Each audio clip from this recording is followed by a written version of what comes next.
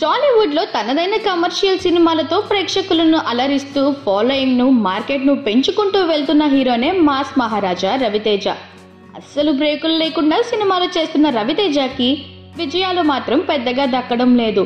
దీంతో ఈసారి ఎలాగైనా సక్సెస్ ను సొంతం చేసుకోవాలన్న కసితో ఈగల్ మూవీని చేశారు. ఈ మూవీ ఫస్ట్ డే నుంచే మంచి టాక్ వచ్చింది. ఈగల్ సినిమాకు 21 కోట్ల బిజినెస్ అయింది. వీకెండ్ లో సత్తా చాటిన ఈ సినిమా మరి వీక్ డేస్ లో మాత్రం క్రమంగా డౌన్ అవుతూనే ఉంది. ఫలితంగా వసూలు డల్ అయ్యాయి. ఇలా 7వ రోజు తెలుగు రాష్ట్రాల్లో 30 లక్షల షేర్, 60 లక్షల గ్రాస్ వచ్చింది. ఈగల్ మూవీకి 7 రోజుల్లో తెలుగు రాష్ట్రాల్లో డీసెంట్ రెస్పాన్స్ వచ్చింది.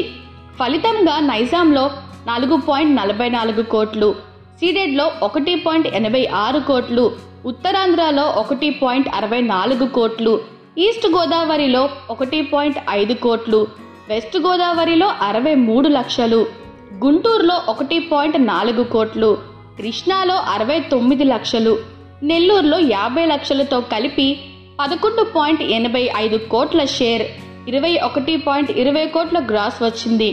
ఇంకా ప్రపంచవ్యాప్తంగా చూసుకుంటే 7 రోజుల్లో ఈ చిత్రానికి 14.51 కోట్ల షేర్తో పాటు 38 కోట్ల గ్రాస్ వచ్చింది. ఇంకా 8వ రోజు పెద్ద తేడా ఏం లేదు. తెలుగు రాష్ట్రాల్లో కేవలం 25 లక్షల షేర్ మాత్రమే రాబట్టింది.